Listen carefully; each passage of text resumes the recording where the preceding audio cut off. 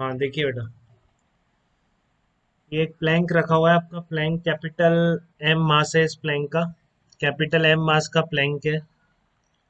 इस पर एक आदमी है स्मॉल एम मास का। ठीक है, एक स्मॉल एम मास का आदमी चुपचाप खड़ा हुआ है अभी इस पे। ये इसने आईसी सरफेस बोल रखा है। जो प्रॉब्लम मिलेगी आपको नोट्स में, क्वेश्चन जो मिलेगा उसमें लिखा होगा कि ये आइस सरफेस है और स्मूथ सरफेस। ठीक है, फ्रिक्शन नेग्लिजिबल है आइस का। तो अगर ये मैन स्टार्ट कर देता है चलना, चल के मान लो किसी टाइम तक इसकी स्पीड ये हो जाती है, speed of man relative to the board. Off है, स्पीड ऑन मैन क्या होगा? Speed of man, speed of man relative to board आप कितनी कर अचीव कर लेता है? यू वेक्टर या यू स्पीड दे रखी है क्वेश्चन में, वेक्टर नहीं दे रखा है बेटा, बस बोल रखा है कि चलते इसकी बोर्ड के रिस्पेक्ट में इसकी स्पीड यू अचीव हो गई। तो बताइए बोर्ड की ग्राउंड के रिस्पेक्ट में स्पीड कितनी होगी, या फिर आप मैन की ग्राउंड के रिस्पेक्ट में स्पीड कितनी होगी? ग्राउंड के रिस्पेक्ट में दोनों की स्पीड बताना है। अगर चलते चलते बोर्ड के रिस्पेक्ट में रिलेटिव स्पीड इसने यू अचीव कर ली, इनिशियली रेस्ट से स्टार्ट किया इसने, दोनों रेस्ट पढ़ते हैं, फिर इसने चलना शुरू किया।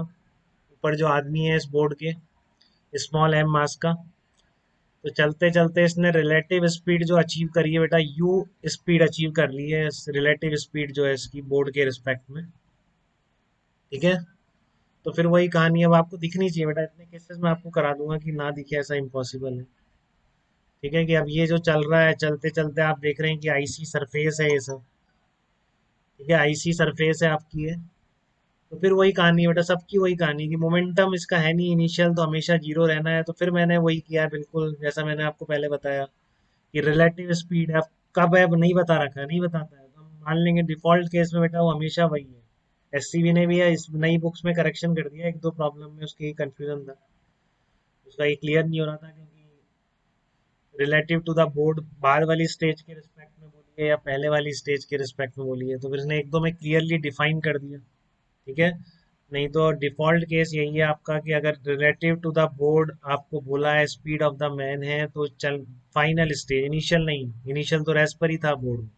फाइनल जब इसकी ये स्पीड अचीव हो गई है उस टाइम पर बोर्ड भी चल रहा होगा, तो उस वेलोसिटी के रिस्पेक्ट में इस मैन की स्पीड कितनी है? यू है।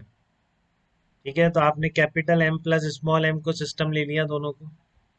पूरे सिस्टम पर हॉरिजेंटल फोर्स नहीं है, तो फिर वही काम है, सेम प्रोसेस है बेटा अपनी। जीरो, आप इसकी वेलोसिटी लिख दो, मुझे नहीं पता किधर जा रहा है, मैंने वेलोसिटी वी वेक्टर मान ली इसकी बोर्ड की।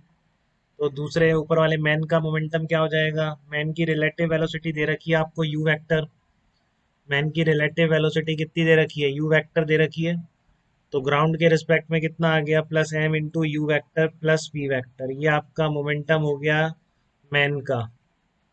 ग्राउंड के रिस्पेक्ट में, ये ग्राउंड के रिस्पेक्ट में किसका है? आपका प्लैंक का मोमेंटम है। इन दोनों का वेक्टर सम क्या होना चाहिए? जीरो होना चाहिए, क्योंकि इनिशियल मोमेंटम था नहीं सिस्टम के पास। यहाँ से आपकी वेलोसिटी ऑफ बोर्ड निकल के आ जाएगी। तो फिर ये वेक्टर आपको अपने आप बता रहा है कि जो ग्राउंड के रिस्पेक्ट में वेलोसिटी होगी बोर्ड की, वो रिलेटिव स्पीड मैन की जिधर भी होगी उसके अपोजिट डायरेक्शन में होगी। तो ये तो वेलोसिटी ऑफ बोर्ड आ गई विद रिस्पेक्ट टू ग्राउंड, वही काम करके सेम पहले वाला। ठीक है, फिर आपसे अगर पूछता velocity of man with respect to ground कितनी होगी, तो आपको पता है वो u vector plus v vector है, तो आप वी वेक्टर उठा के डाल दो। ठीक है, तो यहाँ से पता पड़ेगा कि ग्राउंड के रिस्पेक्ट में तो मैन की जो वेलोसिटी है वो हमेशा रिलेटिव वेलोसिटी की डायरेक्शन में ही है। ठीक है ना, ग्राउंड के रिस्पेक्ट में जो वेलोसिटी है वो तो मैन की तो रिलेटिव वेलोसिटी की डायरेक्शन में, ये सब सोचना नहीं पड़ रहा है हमको, नहीं तो हम देखते हैं किधर चल रहा है, इधर फोर्स लग रहा है, ऐसे चलता है। तो वो अगर इसमें तो चलो ठीक है, ऐसे भी तो, ऐसे तो हमेशा सही होगा, नॉर्मल वैसे करते हैं उससे भी सही हो जाता है इन छोटी प्रॉब्लम में। बट जहाँ दो वाली प्रॉब्लम आती है ना बेटा, जैसे अभी देखो आप इस पे भी दो आदमी कूदेंगे इस प्लैंक से। ठीक है, बुलेट भी हमने एक चलाई थी, वो भी दो चल सकती हैं कंटिन्यूअस, तो फिर वो इनिशियल मोमेंटम जीरो नहीं रहता है जब दूसरा फायर होता है। ठीक है, तो उस केस में गलती होने के चांस बन जाते हैं अगर हम बिना वेक्टर के डायरेक्टली करते हैं।